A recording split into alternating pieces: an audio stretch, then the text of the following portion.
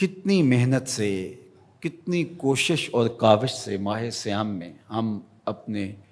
دلوں کی سیرابی کا ساماں کرتے ہیں، اور اگر عید کے دن وہیں کھڑے ہوں جہاں رمضان المبارک سے پہلے کھڑے تھے تو پھر سوچنے والی بات ہے کہ اتنی مشقت کیوں اٹھائی اگر ہم نے اس دولت کو سنبھالنا نہیں تھا۔ تو اس لیے اللہ سے یہ دعا مانگیں، ربنا لا تزغ قلوبنا بعد اذ ہدیتنا، اللہ ہدایت کے بعد ہمارے دلوں کو دوبارہ ٹیڑھا نہ کر دینا۔ روشنی کے بعد جب اندھیرا پھیلتا ہے تو وہ زیادہ گہرا ہوتا ہے، ہدایت کے بعد جب دوبارہ گمراہی کے اندر بندہ گرتا ہے تو وہ گمراہی زیادہ شدید اور سخت ہوتی ہے اور دلوں کو اجاڑ دیتی ہے۔ اس لیے اللہ سے ہدایت طلب کریں، اور یہ ہمارا وظیفہ ہے، ہر روز ہر نمازی ہر نماز کی ہر رکعت میں اصالتاً یا وقالتاً عرض گزار ہوتا ہے اہدنا الصراط المستقیم۔ یہ وہ چیز ہے جو ہم روز مانگتے ہیں، لیکن اس مانگی ہوئی چیز کو، جس کو ہاتھ باندھ کے جھولی پھیلا کے طلب کیا، آوازیں لگا لگا کے جس کو حاصل کیا، اس کو پھر یوں ہی نہیں چھوڑ دیا جاتا، قیمتی چیز کی حفاظت کی جاتی ہے۔ تو یہ جو دولت ماہ صیام میں اللہ نے ہمیں نصیب کی، اس کو روحوں میں جذب کرنا ہے، اس کو باطن میں اتارنا ہے، تاکہ ہمارے دل سیدھے ہونے کے بعد دوبارہ ٹیڑھے نہ ہو جائیں، اور پھر وہی اندھیرے، وہی گمراہیاں، وہی ہماری زندگی کے تیور اور لچھن ہمارے لیے بربادی کا پیغام لے کر آئیں اور ہم اپنی خواہشات کے اسیر ہو کے رہ جائیں۔ دوسری بات، کتاب رحمت قرآن مجید میں اللہ تعالیٰ جل شانہ نے اہل ایمان کو ارشاد فرمایا، وَلَا تَهِنُوا وَلَا تَحْزَنُوا وَأَنْتُمُ الْأَعْلَوْنَ إِن كُنتُم مُؤْمِنِينَ، کمزوری نہ دکھانا اور خوف نہ کھانا، غم نہ کرنا، تم ہی سر بلند ہو، عزتوں کا تاج تمہارے ہی سر پہ رکھیں گے،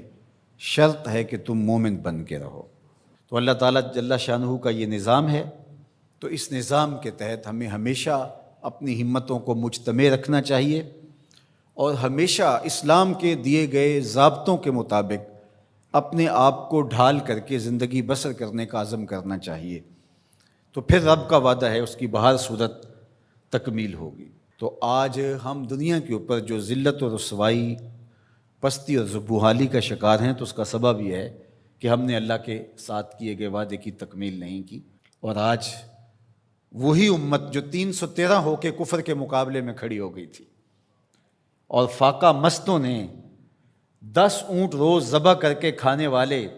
شکم پرستوں کے پرخچے اڑا کے رکھ دیے تھے،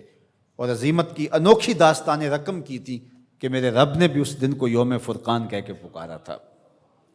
آج یہ وہی امت ہے، 56-57 اسلامی ملکوں کی افواج، جدید میزائل، آلات حرب و ضرب، اور ہم دنیاوی وسائل سے مالا مال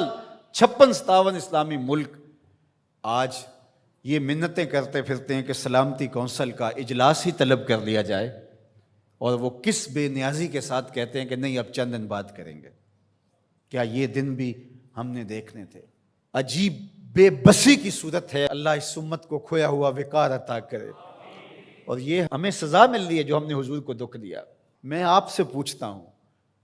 گھر کے سربراہ کو کتنی تکلیف ہوتی ہے جب اس کے بیٹے آپس میں لڑ رہے ہوتے ہیں؟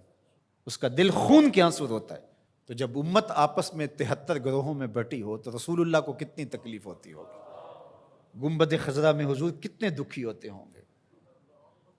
تنکا تنکا کر کے حضور نے یہ امت جوڑی تھی، تنکا تنکا کر کے کتنی اذیتیں کاٹی تھی حضور نے اس امت کے لیے۔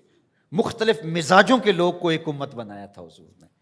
سلمان فارس سے آئے تھے، صہیب روم سے آئے تھے، بلال حبشے کے تھے، حضرت ابو بکر و عمر مکے کے تھے، حضرت سعد مدینے کے تھے، کہاں کہاں سے لوگ آئے، ان سب کو جوڑ کر کے ایک مزاج دیا اور وحدت کی لڑی کے اندر اس امت کو پرو دیا۔ یہ امت واحدہ بنی، سب کا درد سانجھا ہو گیا۔ تو کتنی حضور کو ہم نے اذیت پہنچائی، 73 گروہوں میں بٹ کر کے، 57 ٹکڑیوں میں تقسیم ہو کر کے۔ اس لیے ہمیں ایک تو پختگی کے ساتھ دین کے بتائے ہوئے اصولوں پر کاربند ہونا پڑے گا، اور دوسرا ہمیں حقیقی معنی کے اندر امت واحدہ کے تصور کو اجاگر کرنا ہوگا، پھر انشاءاللہ راستے ملیں گے۔ اللہ اپنے بندوں کو کبھی بھی تنہا نہیں چھوڑے گا۔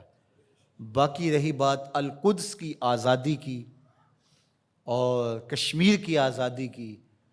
یہ